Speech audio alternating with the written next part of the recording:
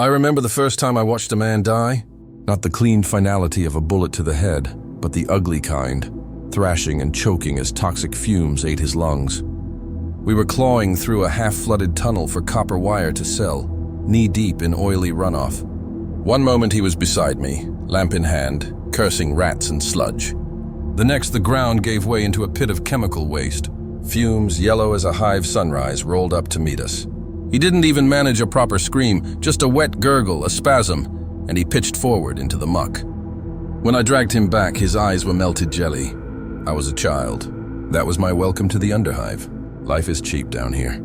Cheaper than the water we drink, cheaper than the bullets we hoard. In this endless industrial grave, everything is poisoned. The air, the water, the soil under our boots, if you're lucky enough to have boots at all.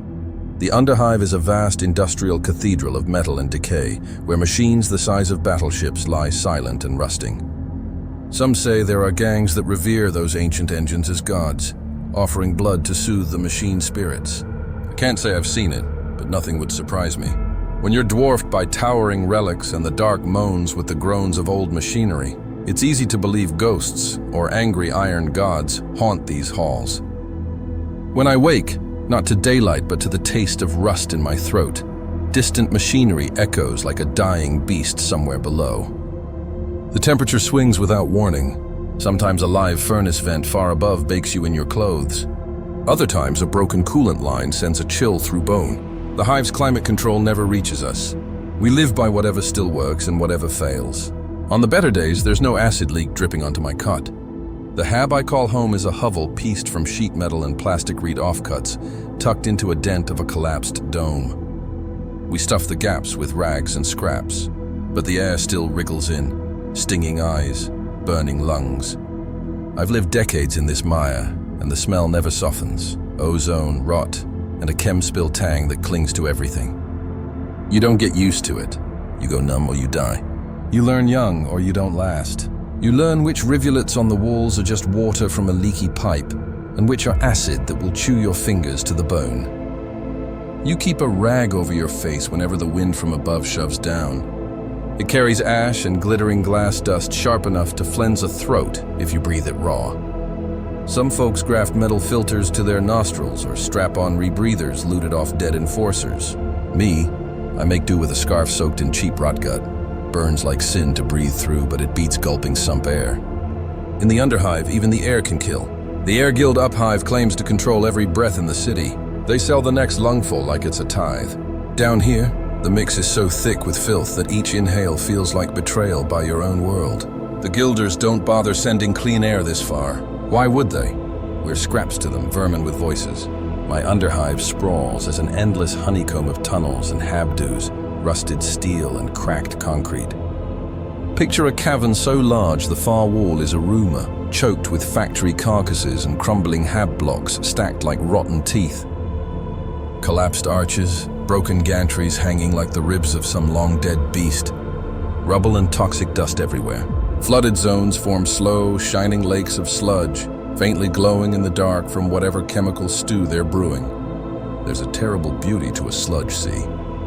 The surface shimmering oily green and purple with biolum fungi reflecting from the ceilings. But Emperor help you if you slip in.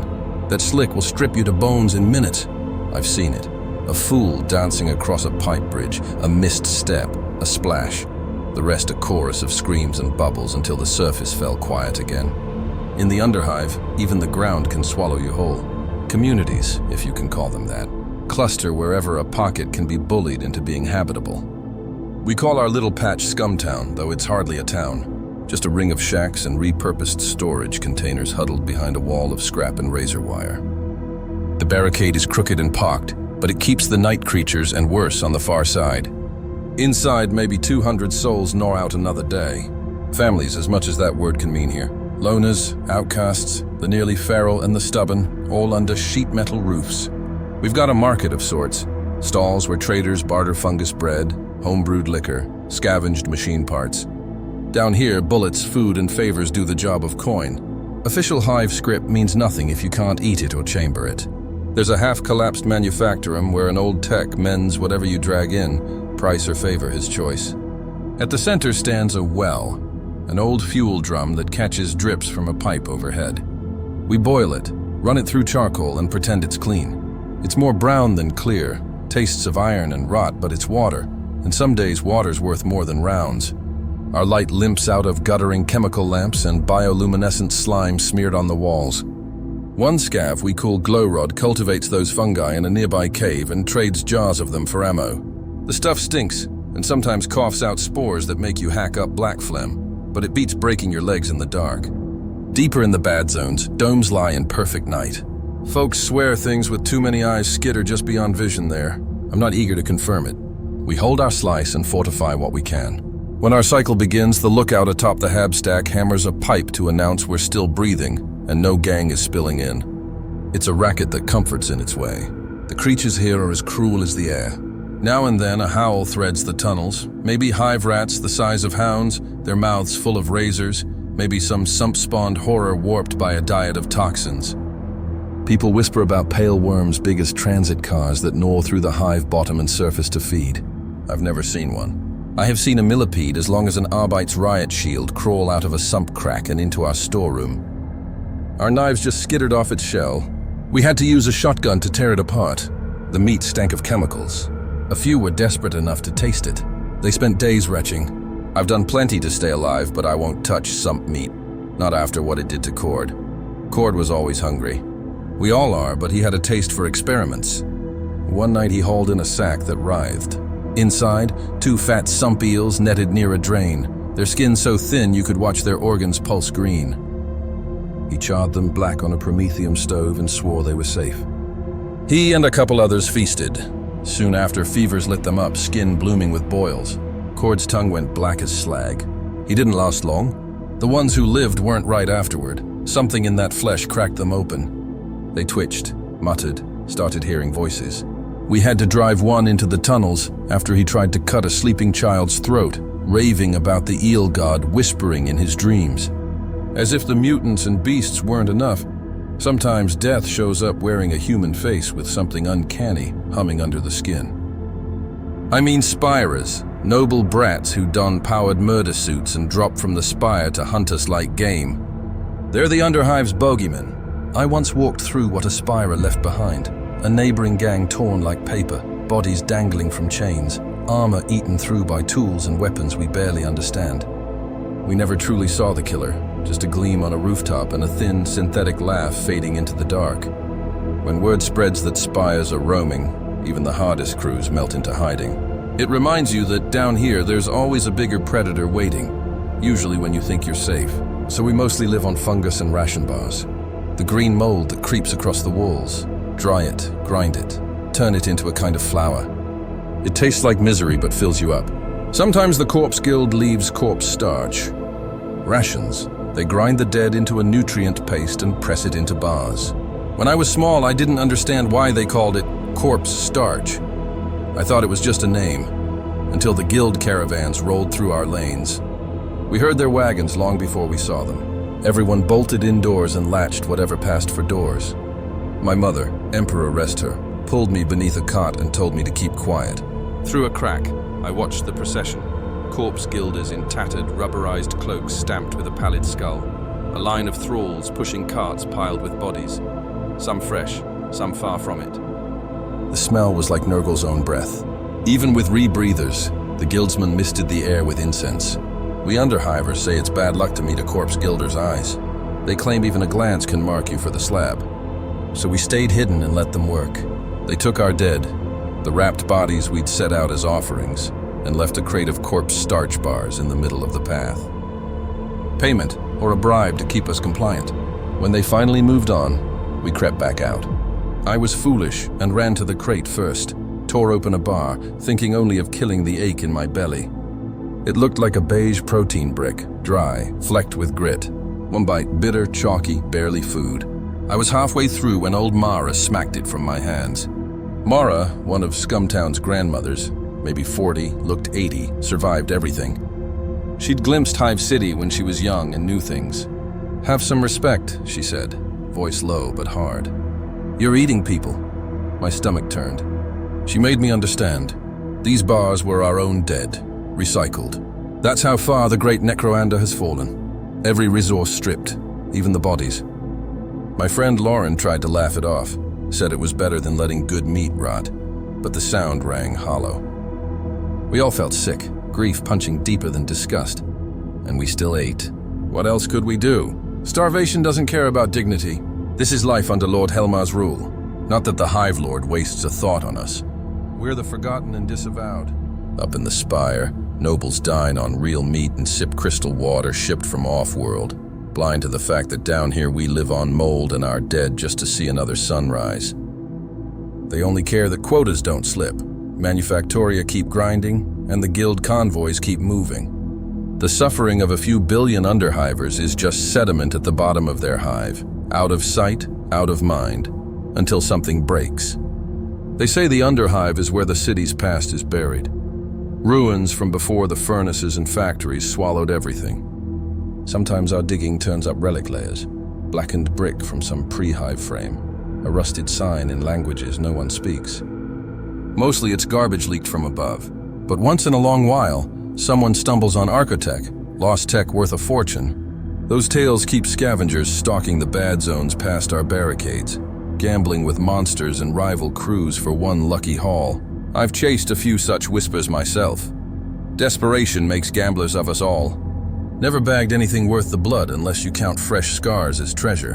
Between the domes that shelter our safer pockets runs a maze of corridors and shafts where danger nests. Fights are worst in those arteries, every gang, exile, and beast passing through eventually.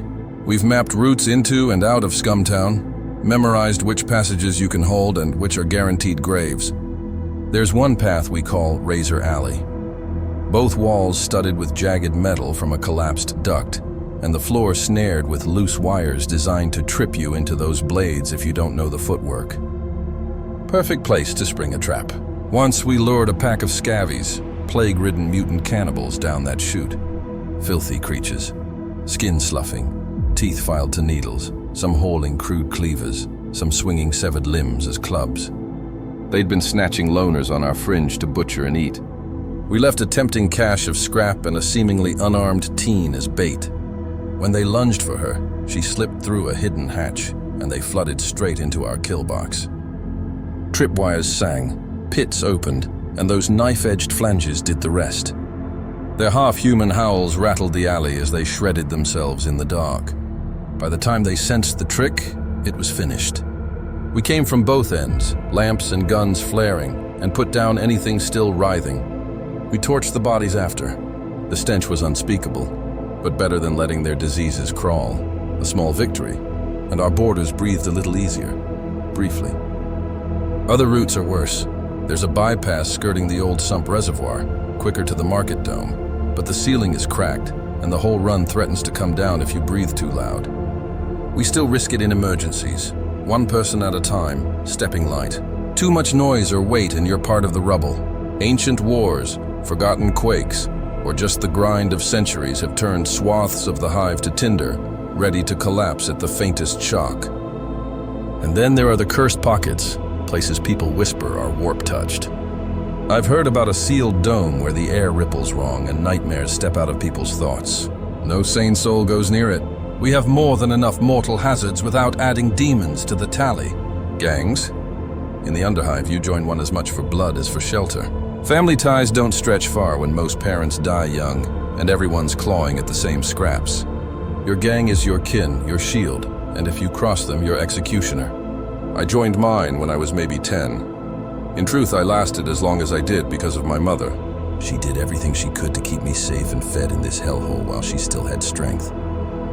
Mama, her name was Mira, worked herself raw, patching enviro suits and rinsing chem barrels for a few credits a day. She always saved a scrap for me, even when she went hungry. At night, she taught me to whisper a half-remembered prayer to the Emperor, though I never knew why.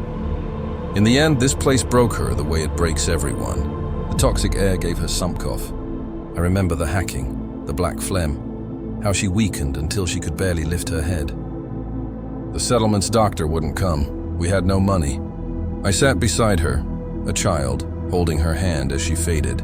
She died in our little shack, eyes sunken, skin ash gray, and there was nothing I could do. I cried until I was empty. then wrapped her in a sheet and left her outside for the corpse guild, like everyone does. They took her away, and with her went what remained of my childhood. After that, I scraped by alone, scavenging, stealing, running messages for traders. That only carries you so far. A lone kid is easy prey. I had a blade at my throat more than once over a crust of food. The second time, I decided I'd rather risk a gang than go on solo. I threw in with the Iron Vipers, a small outfit loosely tied to House Orlok, the so-called House of Iron. Orlok territory didn't officially reach our level of the hive, but their influence seeped down through the mining lines. They needed local hardcases to keep operations moving and guard convoys, and they paid in rations or guns. The Iron Vipers began as a clutch of former mine workers turned outlaws after a collapse wiped out their crew. They figured taking what they needed at gunpoint beat breaking themselves for scraps. When I joined, the Vipers were maybe a dozen strong, living off extortion, theft, and the occasional escort for guild caravans. I remember the initiation. Gangs always have one. Some stupid, dangerous test to prove you're worth keeping. Our leader, Boss Craig, tossed me a stub pistol with a single round and pointed at a scabby mutant chained near our hideout. The thing was gaunt and hairless, its skin slick with oozing sores. Probably cast out from whatever tribe it crawled from. "Waste it. Prove you won't flinch," Craig said. My hands shook. The scabby looked almost human, but for the filed teeth and extra fingers. It whimpered, snot threading from its nose. Emperor, forgive me. Part of me pitied it, but I knew a pause would get us both killed or earn me a shot in the back. I pressed the muzzle to its head. My finger hung there a heartbeat too long, and the creature lunged against its chains, teeth snapping in my face. Reflex took over. I fired. The round punched through its skull and drenched me in mutant gore. Silence, then whoops and laughter. Zay, Craig's second, clapped my back while I trembled and tried not to retch. Craig took the pistol, gave me a rare grin. "Welcome to the Vipers, kid." That night I scrubbed the blood from my skin and told myself I'd done what survival demanded. Better this than being alone. After that, they stuck me with the filth work. I was the runt, the new blood, running. Messages, fetching ammo, holding the graveyard watch where shadows moved and distant screams slithered through the dark. Terrifying, but there was a strange relief in having a crew. If something happened, at least someone might stand with me. We split what little we had, huddled around burn barrels, trading dumb dreams about who we'd rob or kill when we got big. It was nonsense, but it kept us warm. Craig was a hard man, already old by Ganger standards. Cybernetic eyes, a mechanical claw where a sump croc, big, pale gator thing, had torn off his hand. The claw, bought off a tech trader, housed a power blade that sliced sheet metal like cloth. I saw him use it once in a brawl to rip out a man's spine. He ruled us with an iron fist, literally. His word was law and challenge wasn't tolerated. But he had his own kind of fairness. He fed us before himself, took the smallest cut, and never left a viper behind. His second was Marauder Z, a man who wired trophies across his jacket, teeth, ears, fingers, like a walking charnel house. Friendly with us, utterly mad in a fight, the sort to charge a heavy stubborn nest amped on stems and come out grinning, soaked in other people's blood. Under Craig, I learned the rules fast. Rule 1, loyalty is everything, until it isn't. You guard your back even among brothers, because one day someone may climb the ladder or save their skin at your expense. But as long as a bigger threat prowls outside, you lock together like cured sludge. Rule 2, always pay your dues, whether to the gang, the guild, or the hand with a knife at your throat. We ran protection in Scumtown. Folks paid in goods so we'd shield them from worse gangs or mutants. If someone refused, Craig made a knee.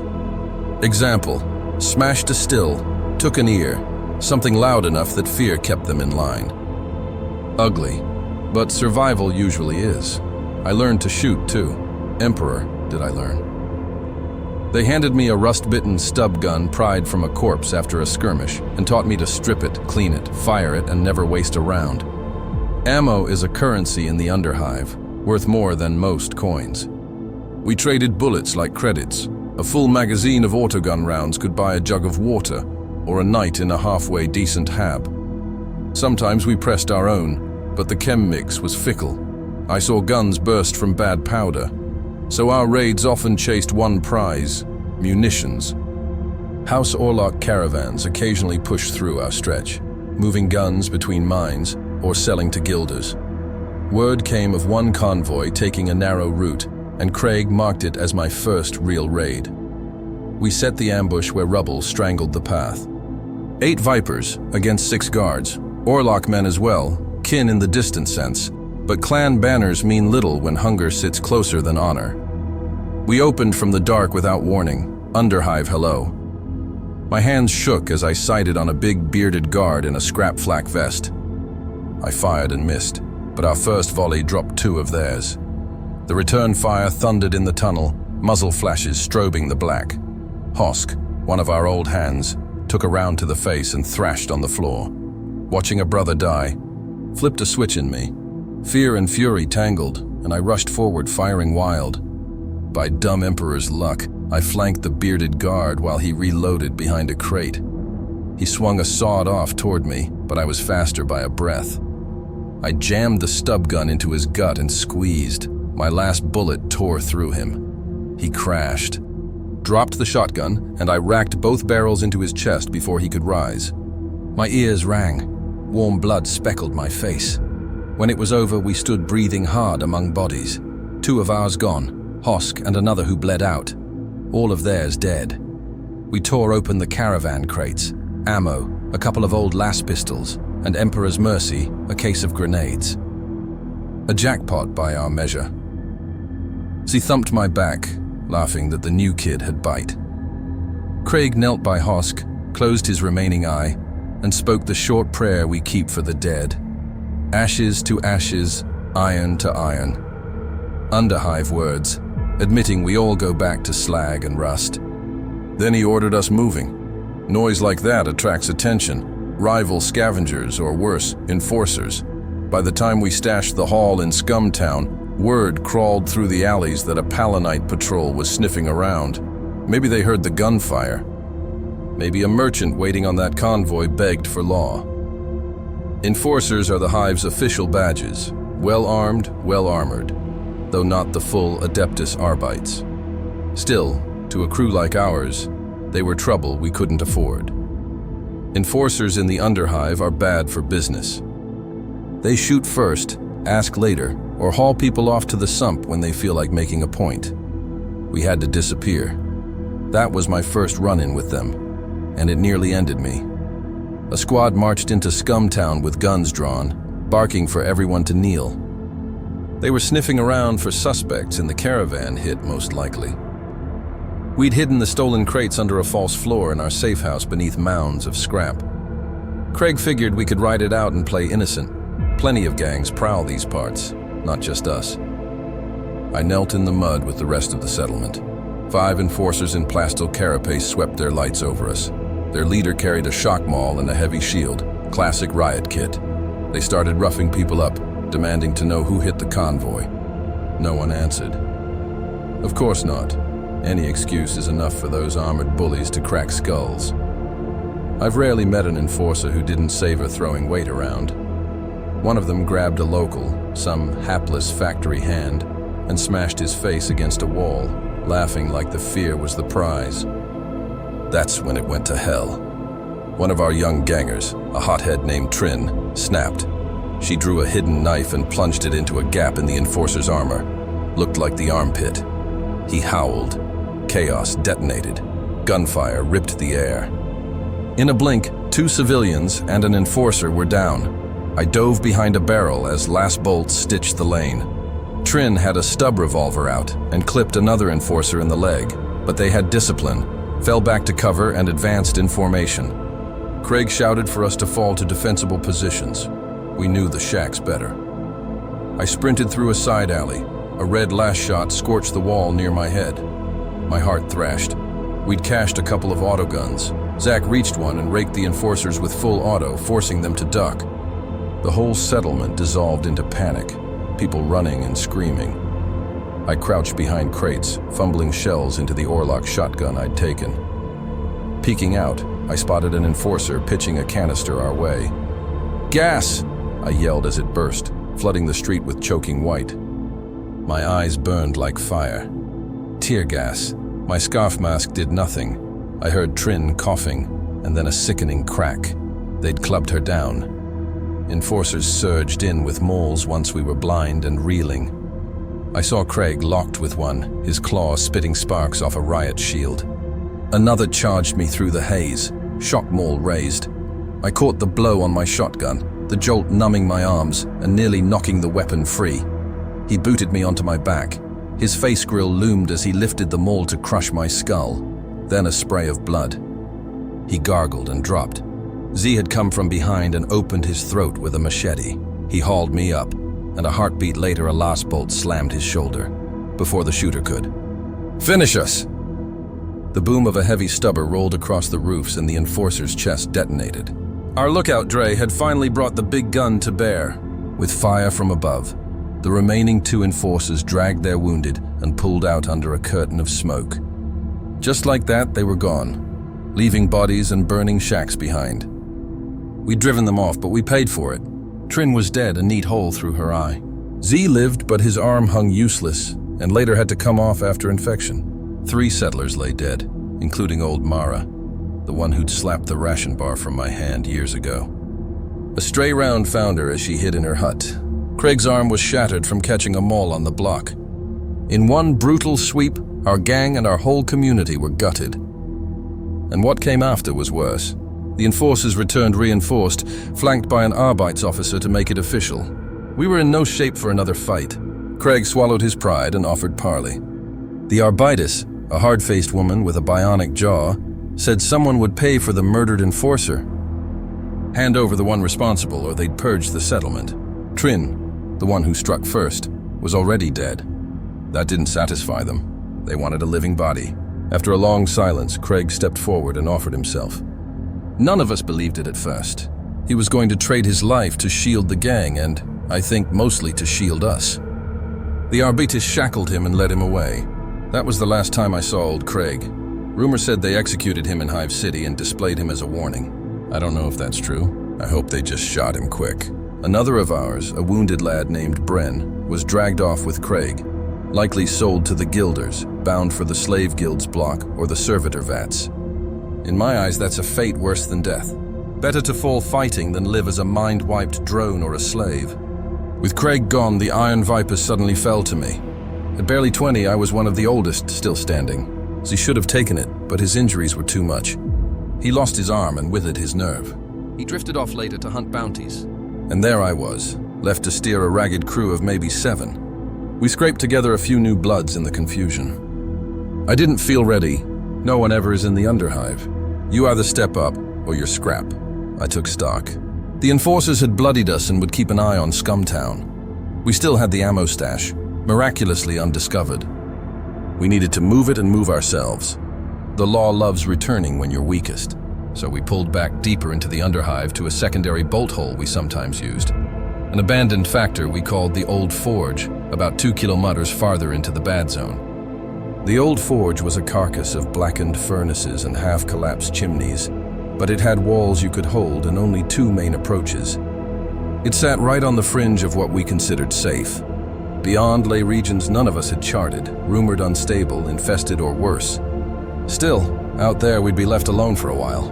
We set camp, tended wounds, and dealt with our dead, or left them for the Corpse Guild if the route was passable, which it usually wasn't. More likely the beasts got them. I lay under those rotting rafters, listening to slow drips and far-off clanking chains, asking myself if I could do it, lead a gang, keep us breathing. I was rough around the edges, but that's the only edge the Underhive gives you. I was rough, sure, but I'd learned from the best. We needed income and allies or we'd wither. After the run-in with the law, most of our usual contacts scattered. The Guilders wouldn't come near us. The heat was too high. We'd lost standing too, and other gangs could smell weakness.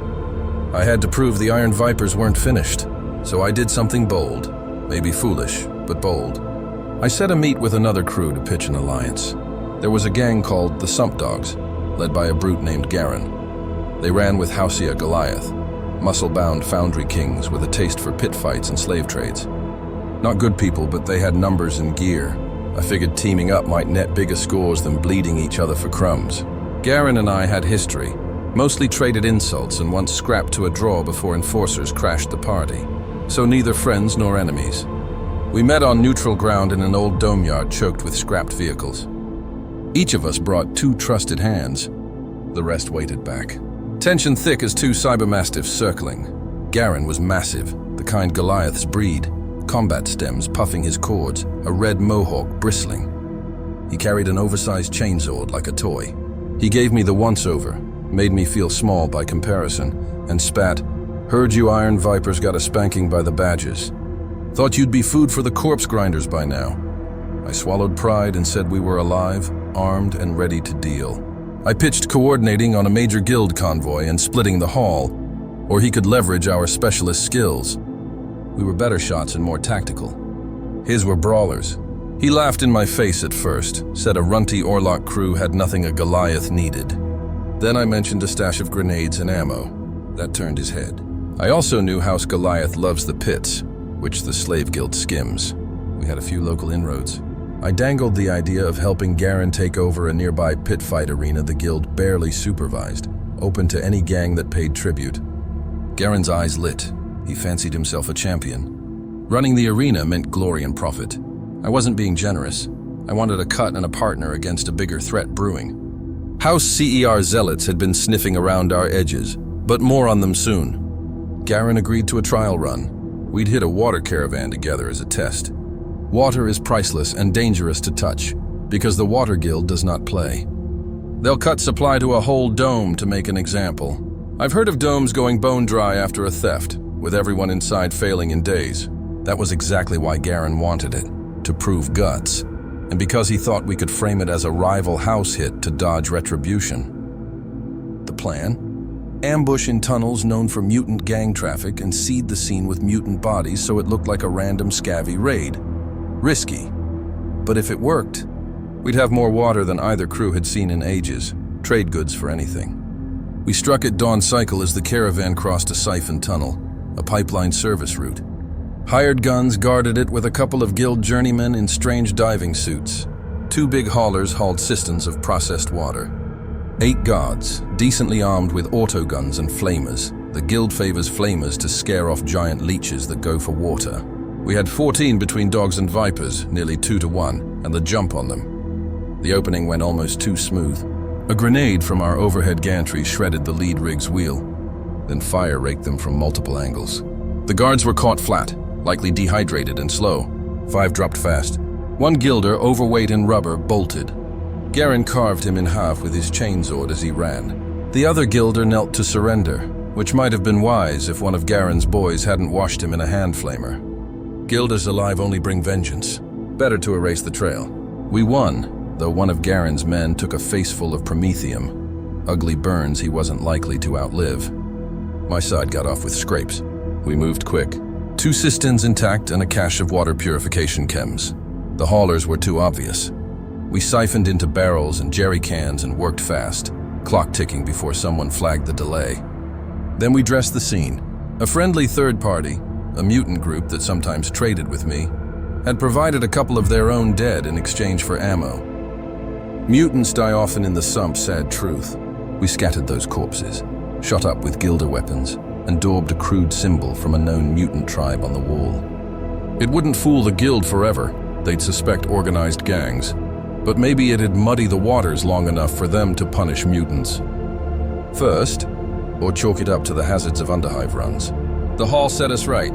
We had water to drink, to barter, and to brag about. Garen and I sealed the alliance by splitting fair.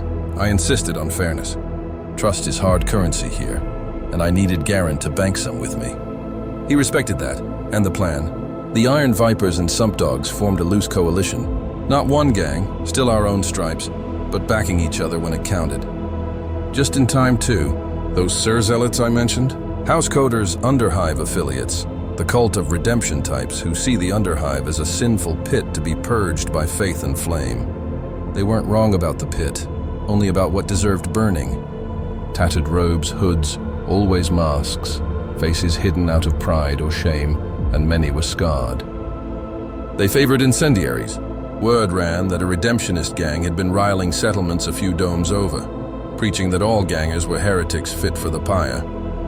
Kodor usually keeps to its lanes, but sometimes a zealot priest leads a crusade into others' turf. Looked like one had. A scout pelted into the old forge, babbling about dozens of torchlights in the tunnels, chants rolling toward us. Enough to chill anyone's blood.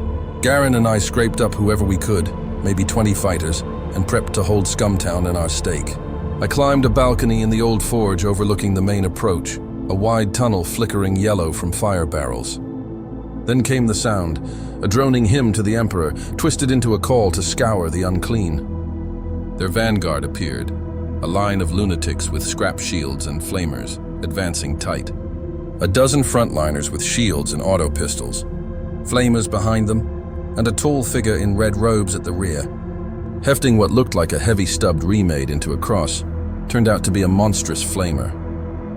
Their leader, call him Father Flame, stepped forth and bellowed, "Sinners of the Underhive, the Emperor's wrath comes for you. Purge your sins in cleansing fire or be consumed by it.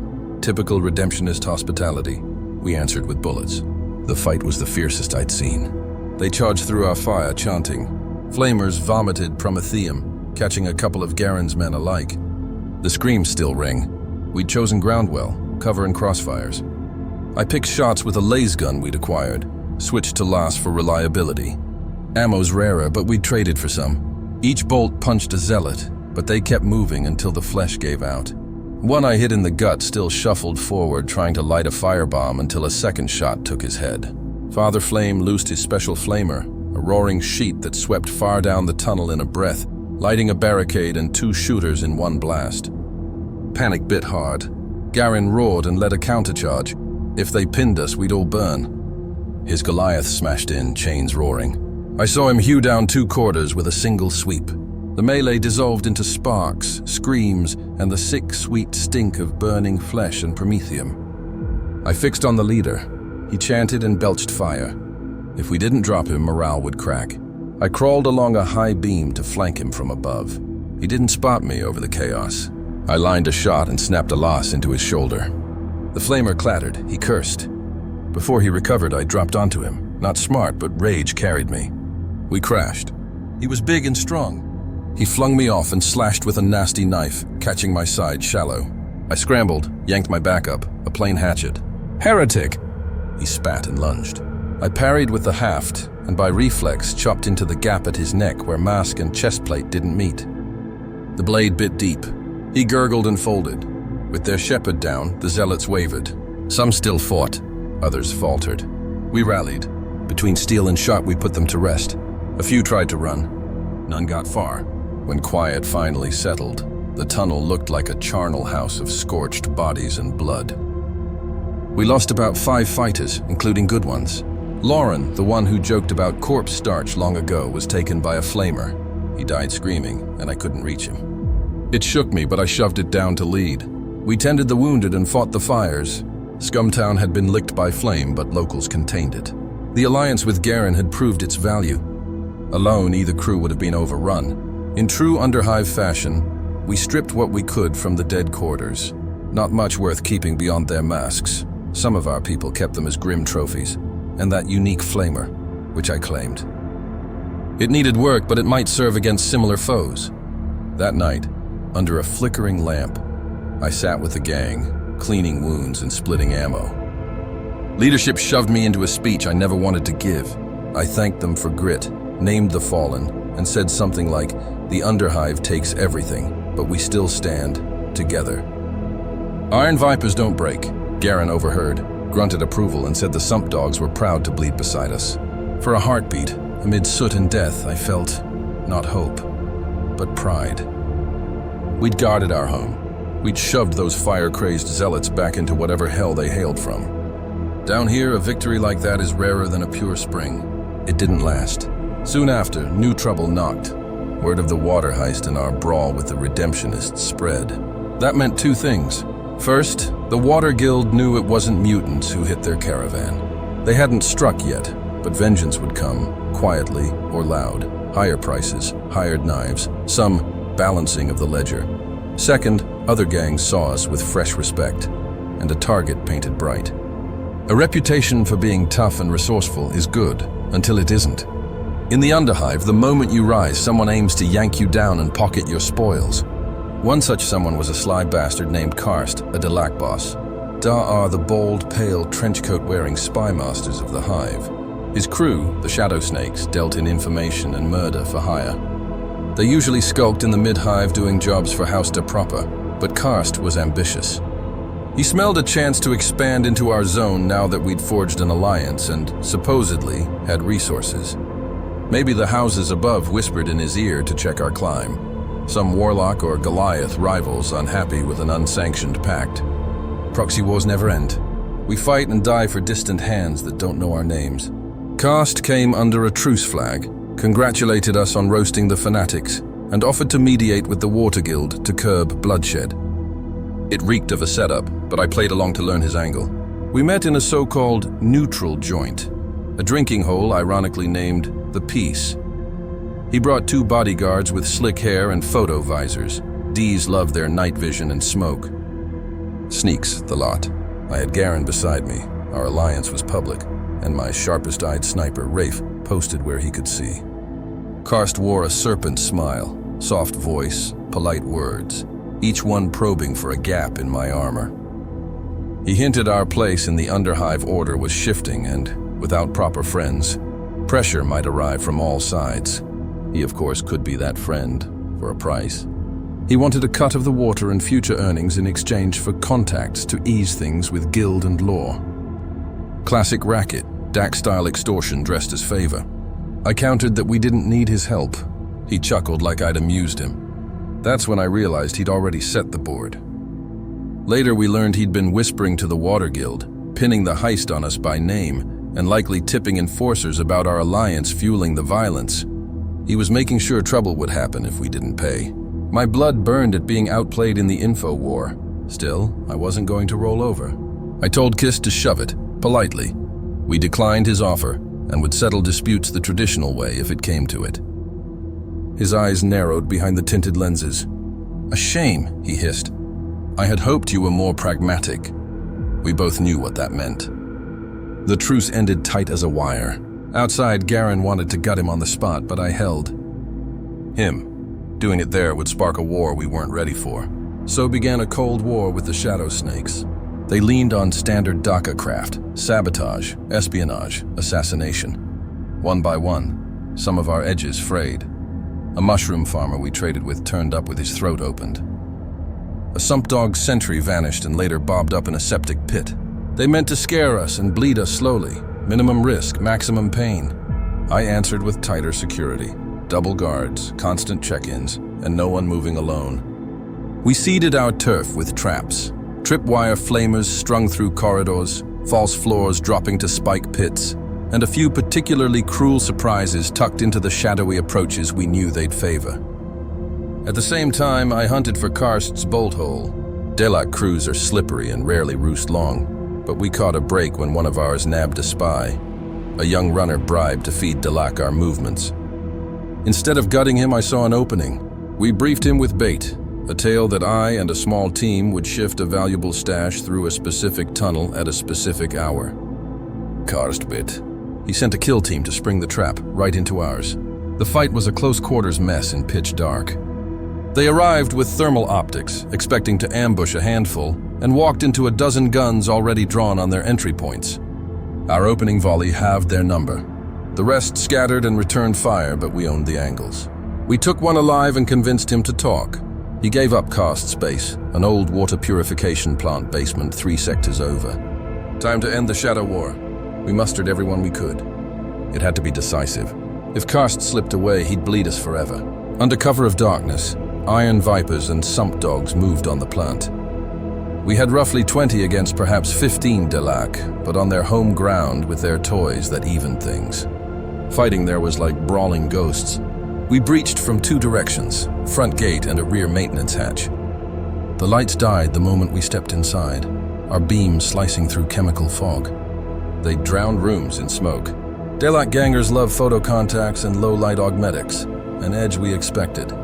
So our tinkerers rigged jury-built IR floods to blind their goggles, and Garen's heavy swept lanes with a thermal flamer to deny their hidey holes. Chaos bloomed. I advanced along catwalks with my squad while Garen's crew pressed the ground floor. Silenced shots stitched from nowhere. Arlo pitched from a catwalk and didn't get up. We answered with a firebomb, flushing a spider-limbed Delac from cover, and cut him down as he ran burning. Below, Garen's chain axe screamed. The answering shriek said he'd found targets. I finally spotted Karst on a high platform edging toward an upper vent. I shouted and gave chase. 2 bodyguards rose to stall us. I traded bolts with one while the other nearly stuck Rafe before I put a round in his back. Karst hauled up the ladder. I scrambled after him and found him crouched in the duct, pistol ready. His shot scraped my cheek. I snapped a Laz back into his leg. He snarled and crawled deeper. I wasn't letting him slither off. The vent was barely man-sized and black as a grave. I followed the drag of his boot until he whirled and kicked me in the face. Stars burst. We grappled in that coffin of sheet metal, thrashing like animals. He looped a wire around my throat. Spots swam, but I tore a knife from my boot and stabbed blind. He howled and loosened. We spilled out into a maintenance room, both bloodied. He laughed wetly through pink foam. "You're a fool," he rasped. "Kill me and dozens will come. You think you can overturn the order? Hive Primus will never let scum like you win." I knelt close and said, quiet as a prayer, "We're not trying to win. We're trying to live." Then I ended it with a shot between his eyes. With Karst gone, the remaining shadow snakes broke. Some fled, the rest fell. We burned the plant to cinders as a message. It cost us. 4 more fighters dead, and Garen took a poisoned gut wound courtesy of Delac Cunning. He recovered, slower and warier than before. After that came a lull, long enough for the grind of day-to-day to settle without some fresh catastrophe. With a sliver of stability, I had time to think about the life I'd built, or the life that had built me. We'd become a kind of community, rough, cruel at the edges, but threaded with moments of camaraderie and even laughter. I remember a celebration after an ambush where we lifted a cache of good guns without losing anyone. We piled a bonfire in the old forge yard and cracked wild snake brew. There was a pit fight, but this time just wrestling for bragging rights, betters tossing bullets and fungus cakes like coin. For a little while, the Underhive felt almost livable. People around a fire, sharing breath and noise. A couple of kids even danced to a clanging beat made from pipes, off-key and glorious. Lena tugged me up for a minute. I've got 2 left feet and enough drink to prove it. Her smile, gap-toothed honest, stuck with me. A flash of what normal might look like if we ever got to have it. I couldn't wear softness long. A leader needs an edge. I kept the image intact by breaking the nose of a fool who got too rowdy. Balance in all things. Over time, I became a kind of elder among the local scum. Folks brought disputes for me to settle, part trust, part fear. It felt strange. I was just a scrapper turned boss because no one else would. I tried to be fair, more than most in my boots. A code hardened in me, don't kill without reason. The kid I was pulled triggers on command. The person I became only does it for survival or justice. Betrayal, though, that's the unforgivable sin. If someone turns on the gang or our allies, there's no mercy. Flip side, loyalty gets paid, bigger shares, and I'd risk my skin to pull a brother out. I made sure everyone knew I wouldn't abandon my own, unlike leaders who treat crews like spare parts. That earned me respect or fear. If I'd die for you, I'd kill for you twice over. Betrayal still came, and from the worst place, inside. Rafe, the sharpshooter who'd been with me near the start. We'd bled together, watched each other's backs 100 times. I trusted him like family, but even family can turn. He'd started a side trade pushing chems behind my back, gassed, the vicious one. I'd suspected it after we'd purged use. The signs crept back in the younger ranks. Prophets whisper loud in the Underhive.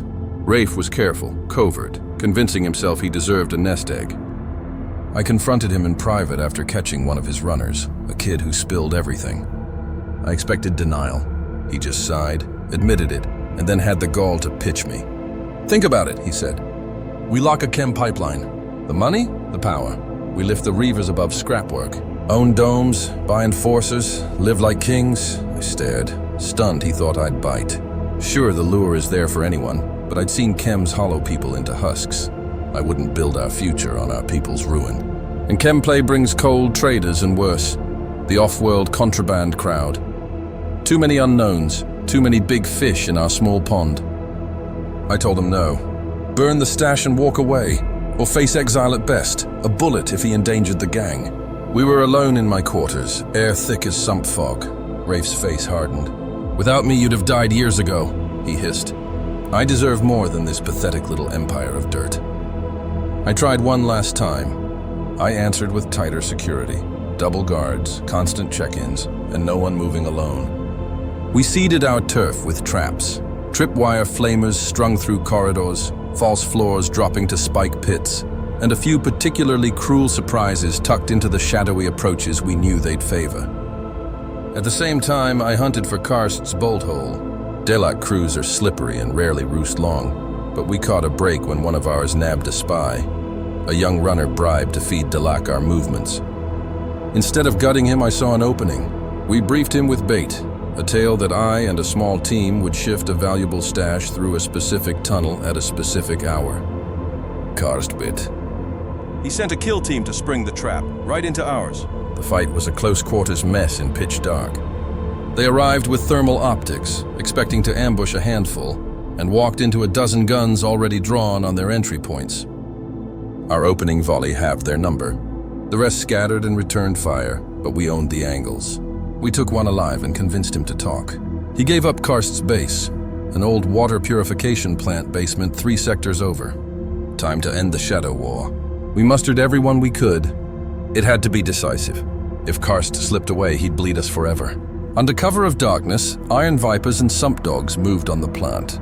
We had roughly 20 against perhaps 15 Delac, but on their home ground with their toys that evened things. Fighting there was like brawling ghosts. We breached from 2 directions, front gate and a rear maintenance hatch. The lights died the moment we stepped inside, our beams slicing through chemical fog. They drowned rooms in smoke. Dalek gangers love photocontacts and low-light augmetics, an edge we expected. So our tinkerers rigged jury-built IR floods to blind their goggles, and Garen's heavy swept lanes with a thermal flamer to deny their hidey holes. Chaos bloomed. I advanced along catwalks with my squad while Garen's crew pressed the ground floor. Silence shot stitched from nowhere. Arlo pitched from a catwalk and didn't get up. We answered with a firebomb, flushing a spider-limbed Delaque from cover, and cut him down as he ran burning. Below, Garen's chain axe screamed. The answering shriek said he'd found targets. I finally spotted Karst on a high platform edging toward an upper vent. I shouted and gave chase. 2 bodyguards rose to stall us. I traded bolts with one while the other nearly stuck Rafe before I put a round in his back. Karst hauled up the ladder. I scrambled after him and found him crouched in the duct, pistol ready. His shot scraped my cheek. I snapped a lass back into his leg. He snarled and crawled deeper. I wasn't letting him slither off. The vent was barely man-sized and black as a grave. I followed the drag of his boot until he whirled and kicked me in the face. Stars burst. We grappled in that coffin of sheet metal, thrashing like animals. He looped a wire around my throat. Spot swam, but I tore a knife from my boot and stabbed blind. He howled and loosened. We spilled out into a maintenance room, both bloodied. He laughed wetly through pink foam. "You're a fool," he rasped. "Kill me and dozens will come. You think you can overturn the order? Hive Primus will never let scum like you win." I knelt close and said, quiet as a prayer, "We're not trying to win. We're trying to live." Then I ended it with a shot between his eyes. With Karst gone, the remaining shadow snakes broke. Some fled, the rest fell. We burned the plant to cinders as a message. It cost us. 4 more fighters dead, and Garen took a poisoned gut wound courtesy of Delac Cunning. He recovered slower and warier than before. After that came a lull, long enough for the grind of day-to-day to settle without some fresh catastrophe. With a sliver of stability, I had time to think about the life I'd built, or the life that had built me. We'd become a kind of community, rough, cruel at the edges, but threaded with moments of camaraderie and even laughter. I remember a celebration after an ambush where we lifted a cache of good guns without losing anyone. We piled a bonfire in the old forge yard and cracked wild snake brew. There was a pit fight, but this time just wrestling for bragging rights, betters tossing bullets and fungus cakes like coin. For a little while, the Underhive felt almost livable. people around a fire, sharing breath and noise. A couple of kids even danced to a clanging beat made from pipes, off-key and glorious. Lena tugged me up for a minute. I've got 2 left feet and enough drink to prove it. Her smile, gap-toothed honest, stuck with me. A flash of what normal might look like if we ever got to have it. I couldn't wear softness long. A leader needs an edge. I kept the image intact by breaking the nose of a fool who got too rowdy. Balance in all things. Over time, I became a kind of elder among the local scum. Folks brought disputes for me to settle, part trust, part fear. It felt strange. I was just a scrapper turned boss because no one else would. I tried to be fair, more than most in my boots. A code hardened in me. Don't kill without reason. The kid I was pulled triggers on command. The person I became only does it for survival or justice. Betrayal, though, that's the unforgivable sin. If someone turns on the gang or our allies, there's no mercy. Flip side, loyalty gets paid, bigger shares, and I'd risk my skin to pull a brother out. I made sure everyone knew I wouldn't abandon my own, unlike leaders who treat crews like spare parts. That earned me respect or fear. If I'd die for you, I'd kill for you twice over. Betrayal still came, and from the worst place, inside. Rafe, the sharpshooter who'd been with me near the start. We'd bled together, watched each other's backs 100 times. I trusted him like family, but even family can turn. He'd started a side trade pushing chems behind my back. Gassed, the vicious one. I'd suspected it after we'd purged use. The signs crept back in the younger ranks. Prophets whisper loud in the Underhive. Rafe was careful, covert, convincing himself he deserved a nest egg. I confronted him in private after catching one of his runners, a kid who spilled everything. I expected denial. He just sighed, admitted it, and then had the gall to pitch me. Think about it, he said. We lock a chem pipeline. The money, the power. We lift the reavers above scrap work. Own domes, buy enforcers, live like kings. I stared, stunned he thought I'd bite. Sure, the lure is there for anyone, but I'd seen chems hollow people into husks. I wouldn't build our future on our people's ruin. And chem play brings cold traders and worse. The off-world contraband crowd. Too many unknowns. Too many big fish in our small pond. I told him no. Burn the stash and walk away. Or face exile at best. A bullet if he endangered the gang. We were alone in my quarters. Air thick as sump fog. Rafe's face hardened. Without me, you'd have died years ago, he hissed. I deserve more than this pathetic little empire of dirt. I tried one last time. The Rust Reavers, as we started calling our unified crew, held Scumtown and a couple of neighboring domes with manufacturum ruins rich for stripping. We organized the chaos into a scrap recovery operation, teams sweeping the bad zones for metal and components, hauling it back, and selling the take to the Iron Guild. Once we proved we could keep supply steady without stepping on guild interests, the brokers welcomed trade. They even issued a branded marker to stamp our hauls, no true license but a nod that our salvage counted as legitimate. With that stamp on a shipment, fewer vultures dared to meddle. Of course, the arrangement came with strings. From time to time, guild agents pressed us into their quiet feuds. A smooth talker from the Prometheum Guild slipped us a rich offer in supplies to sabotage a power grid run by the Electro Guild. Getting between guilds isn't wise, but supplies mean survival, so we took it. Under cover of darkness, we slipped into an old geothermal substation that kept a slice of Hive Primus alive, laid charges on regulators and feed lines, and vanished. When the blasts went off, entire districts went cold and black. The Electro Guild never traced it to us. They likely blamed rivals, and we collected payment in guns and rations as promised. Still, seeing families huddle in the dark because of our work tied a knot in my gut. Down here, ethics bow to necessity. We told ourselves the pain belonged to the guilds, not to us. Truth is, I'd made that bargain before, shaking down families who could barely eat, even trading a few captured enemies to the slave guild for bullets. Each deal kept my people breathing and carved another scar on the soul. I still see the hollow stare of a mother as I took her last coin for water, hear the curses of a man dragged off in chains. Those faces visit when the noise dies. For a stretch, we tasted something like prosperity. Steady trade bought better weapons and real ammo. I even scored a bionic replacement for the eye I'd lost in that Delake fight. A multispectral AUG that glows red, intimidating as sin and handy for spotting heat. More coin meant more drink and idle hours, which bred new trouble. Chems crept back in. We'd always seen wild snake liquor and the odd dust, and there was that rumor of a compound teased from corpse starch deposits that sparked visions. But with money came heavier poisons.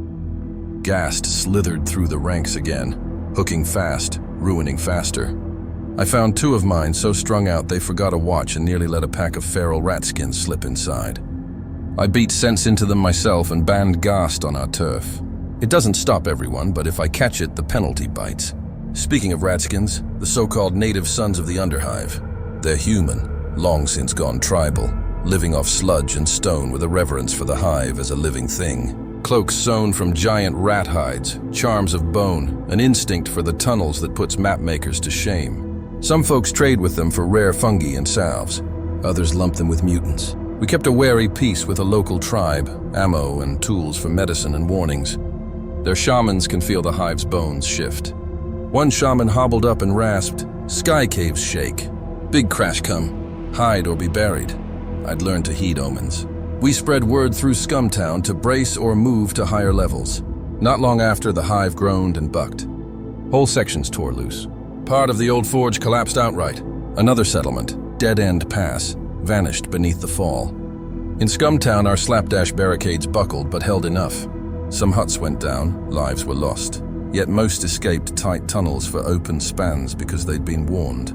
Afterward, paths closed and new ones tore open. These lurches are curses and gifts both. They kill, and they reveal untouched ground to strip. We organized expeditions into the fresh exposed layers. That's when I saw something I still can't shake. In a newly opened vault, we found an ancient shrine, architecture that smelled like the first colonists. Bones posed as if their owners had settled to sleep and never woke. At the center sat a cracked metal pod.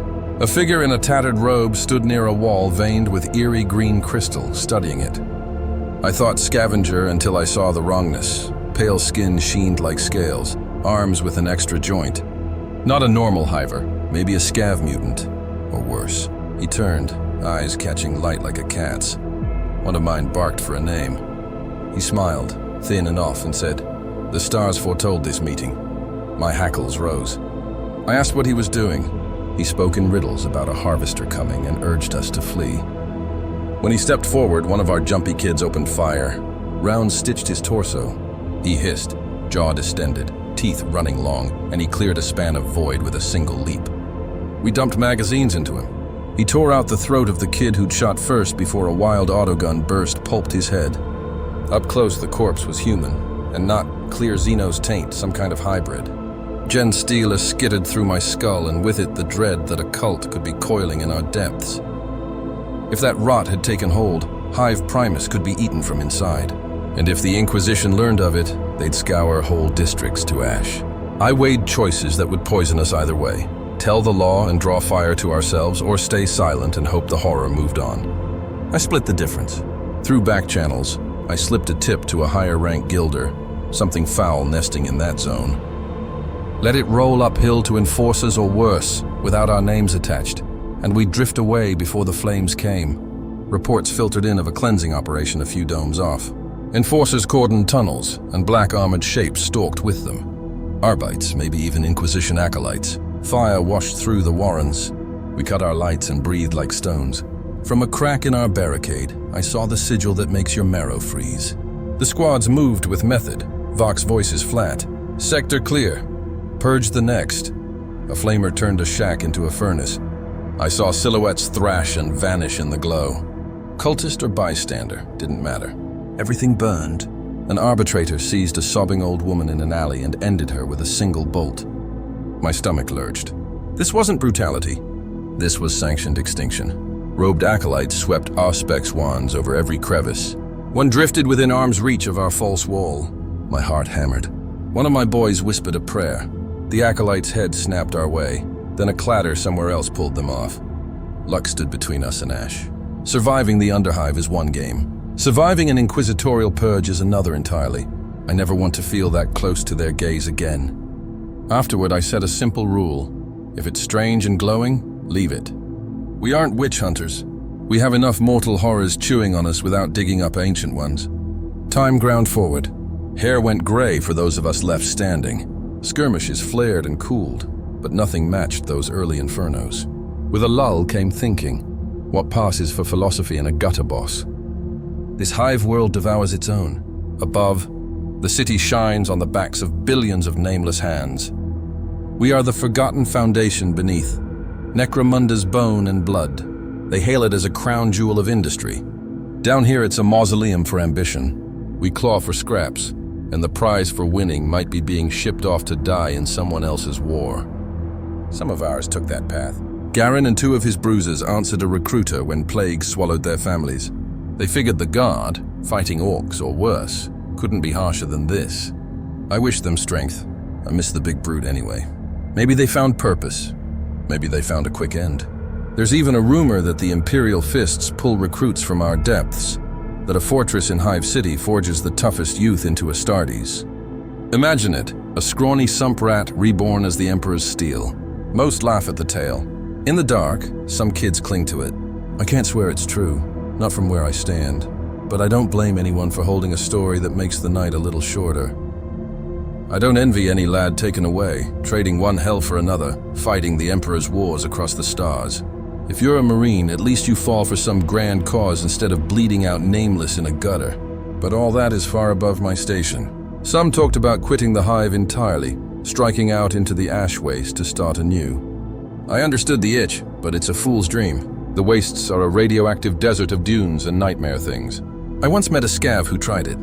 He stumbled back months later with skin flayed raw by acid storms and a mind chewed to threads by horrors he wouldn't name. Beyond the Hive's corpse-choked walls, there's nothing for us but a quicker death. So I stayed and made the best of what I had. I ended up playing arbiter in disputes, even between other gangs, for a cut or a favor. We built ties with guild factors. The smarter ones realized keeping trade routes safe was easier with us on their side. I bartered salvage, chems, whatever we could spare for what we needed. Life went on, brutal but ours. And not every day down here was unbroken misery. There were moments of honest joy. I remember a birth in Scumtown, rare as a 4-leaf clover in the sump. The mother, Deanna, went into labor in the middle of a firefight. Kid had impeccable timing.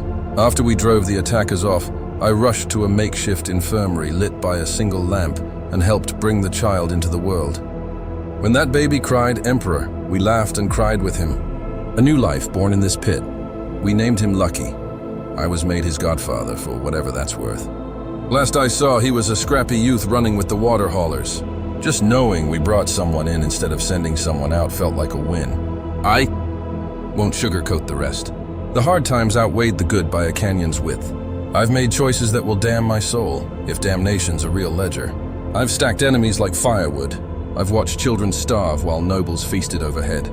I've whispered prayers to the God Emperor and cursed his name the next day for the hell we're left in. And I would do it again because in the Underhive, doing it again is how you live at all. Decades have passed since the skinny kid first picked up a gun. I'm an old man by Underhive standards now, pushing 50. My body is a patchwork of scars and augmetics, a right arm more metal than meat after a crusher mishap, a bionic eye that burns red in the dark, half my teeth replaced with scrapyard implants. Every old wound aches when the cold creeps in. On sleepless nights, I sit against a wall and feel each year set on my shoulders like a slab of concrete. And still I'm breathing. That alone is a victory. From a bolted chair in our fortified substation, I watch the young ones gear up for a raid. Eager, anxious, trying not to show it. One lad, barely 17, fumbles shells into his shotgun with shaking fingers. I clasp his shoulder and steady him. Keep your eyes sharp. You'll be fine, I tell him. He gives a wan smile, nods, and I see resolve harden. In him I glimpse myself, hungry to prove I wouldn't break. It's sobering and strangely uplifting. They look to me now, these gangers. To them, I'm the grizzled survivor with 100 tales. Some call me uncle, half joking. I bark at them not to, but I don't mind. In their eyes, I'm part totem, part relic. I'm proud of them. I rarely say it, but I am. I see in them the same fire that kept me alive. And I start to think that maybe this was my purpose all along. To shepherd the next pack of scum through the nightmare so they can do the same for those who follow. One more chapter is still writing itself. The Imperium above is in turmoil. We hear the rumors even down here. Great rifts split the sky. Hive worlds vanish. Nightmares become commonplace. The guilders are squeezing harder than ever. bleeding us for every drop. Enforcers push deeper down Hive than they used to. Something's coming. Maybe war. Maybe our last day. I can't say. I only know my gang, my family, has one job left to do. A guild convoy rolls tonight, loaded with medical supplies and Lao sticks. Priceless, heavily guarded. It could mean everything for our people. We have a plan to take it. It's mad risky, when hasn't it been? I feel the old weight of my shotgun as I load it. My crew checks weapons, exchanges terse nods. Some hide their nerves, others grin like it's festival day. Adrenaline speaks a different tongue in each of us. And still we step forward. Because that's what we do. There's a strange calm in me. I've stood at this brink too many times to count. I won't pretend otherwise. I've got a bad feeling about this one. Maybe that's age tugging at my sleeve, or maybe it's ghosts. Doesn't matter. We're going and I'll be at the front. If this is my last run, so be it. Better to fall on my feet gun barking than rot away slow. It's the only ending I know. I've made peace with that. I've outlived most down here, and whatever comes, I did what I could for my people. My memorial won't be marble or metal. It'll be the lives I shielded, the crew I hammered into a gang, the fear I put in those who preyed on us. Maybe it'll live in these words if they last at all. So to the Hive above, hear this. Forget us at your risk. A Spyrer only stands so long as its base holds. Push us too hard and even the tipples. And to everyone down here, brothers, sisters, scavs, and scum, I salute you. Keep fighting. Keep moving. We Underhivers endure. In a world that wants us gone, each breath is defiance. Our existence is hard-won and ours. As long as one of us draws air, the Underhive's spirit isn't broken. My internal chronometer ticks over. I haul myself up, bones complaining. A few of mine look my way. I nod. All right, you lot, I growl, shrugging on my armored coat. Let's go to work. We thread a twisting conduit toward the choke point where the guild convoy must pass. My heartbeat drums in my ears. Ahead, a thin glow, silhouettes of heavy haulers, and the glint of armor under sputtering lumens. They don't know what's coming. I rack the shotgun. The sharp clack echoes off steel. Around me, my crew fans out, slipping behind pillars and scrap, faces set and steady. A breath of stillness, the last calm before the break. I drop my hand and we spring the trap. Boots hammer the deck as we surge, our battle cry rolling the corridor like a defiant anthem. Under the roar, I whisper, just for me. Emperor be damned or Emperor protect, it's all the same. Just lend me strength. Then the hush shatters. Our opening volley claws light from the dark, muzzle flashes strobing. A gilder guard in heavy plates lurches and drops as our rounds chew him open. Shouts and curses explode. Return fire snaps past, sparks skittering from ricochets. The young lad I steadied earlier pops up, lobs a grenade on a perfect arc. Detonation blooms under a hauler. 2 guards vanish in fire. I bark a laugh, adrenaline drowning the fear. Then pain, like a sledge to the ribs, spins me down. I claw for cover, glance down. A red flower spreads across my coat. Shot. It barely registers. Shock and fury numb it. Across the lane, I spot the shooter, older, ex-enforcer by the look, braced behind crates lining up again. I grit, shove upright, and throw a shotgun blast his way. Agony bites hot through my side, but he ducks. Good, I won't die curled up. The tunnel is chaos, cordite burning promethium screams. Garen's still up, bellowing, plowing into a knot of guards, shrugging off last fire. His chain axe chews one apart. Blood spatters the wall. A heartbeat later, a lucky shot tags his neck. He drops to a knee and keeps swinging. I roar and push forward to cover him. A guard steps into my path, shock maul crackling. For a beat, we both look surprised. 2 charging souls colliding in bedlam. He swings. I dip under the arc and pile my shoulder into his gut. We crash into the muck, grappling. He's strong, but I've wrestled sump crocs. With a short, hard thrust, I drive my knife up beneath his jaw. Heat floods my hand as his weight goes slack. I shove him off, stagger up. My vision wavers. Fire crawls from the wound in my side. My palm comes away slick and red. Not yet. I force my legs to move. The fight crests. Most convoy guards are down. A handful cling behind an overturned hauler, trading last desperate shots with what's left of us. Out of the corner of my eye, Rafe, clear as day, posted by a column with his old lass, covering me like the old times. I blink and he's gone, just a trick of a fading mind. Then Craig's voice in my head, on your feet, boy. A wild shot skips off the deck and snaps me back. I crawl behind a barrier where 2 of mine crouch, The young lad, face cut and grinning feral, and Sarna, calm as ever, feeding mags into her autogun despite the shrapnel scoring her cheek. They flash me a wolfish smile. Emperor bless them. The last Gilder staggers, flanked by 2 survivors trying to flee down tunnel. Not happening. I nudge the kid. Finish it, he vaults, firing in bursts. I lever myself upright, one arm clamped to my side, and bellow, "Reverse forward!" Probably the last order I'll ever give. Edges of the world darken as my gang surges past. Gunfire dwindles to scattered cracks, then to shouts. Victory. We did it. The convoy is ours. In the flicker of burning fuel, I catch the haul. Crates of med packs and chems. Life we never see unless we take it. It's bitter and beautiful. Supplies like these could have saved my mother, Trin, so many. At least now they'll feed and heal our own, instead of greasing guild profits. A crooked smile tugs at me. The young ones did it. Adrenaline drains. Pain crushes. My knees buckle. I slide down the wall. The deck is cold, my blood warm. This is bad. I won't be standing again. Celebration echoes like it's coming from far away. Time stretches thin. Dust dances in the firelight. It's almost peaceful. Shapes move toward me. My crew, I think. But their voices are warped and distant. Someone calls my name. My heart slows. Craig kneels in my mind's eye, as he does in old nightmares. Was it worth it? He asks, soft. This time I know. I bare my teeth in a bloody grin. Yes, it was. My mother's face rises. A lullaby hums at the edge of hearing. The words long gone, but the tune's still warm. Something soft washes through me that isn't blood. After decades of pain and struggle, I feel oddly light. My eyes sag. The shouts fade to a low hum. I think of that little girl in the enclave, of Garen's rough laugh, of every life knotted up with mine in this hell we call the Underhive. We fought, we bled, we lived, we never bowed. In a galaxy of misery, that's not nothing. My blood joins the countless stains on these walls, another layer of the Underhive's memory. No one Uphive will know my name, but the dark remembers in its own way. The drum of my heart fades to a whisper. Shapes rush closer, the young lad with tears in his eyes shouting for a medikey. Far too late, kid. With what little I've got left, I pat his arm. Don't you worry, I murmur, not sure any sound comes out. I taste iron. I'm going home. Home, funny word. Maybe it's just the end playing tricks, but the light I see isn't hive harsh. It's warm, golden. Silhouettes wait in it, my mother, Craig, the rest. My family, the only family I ever had.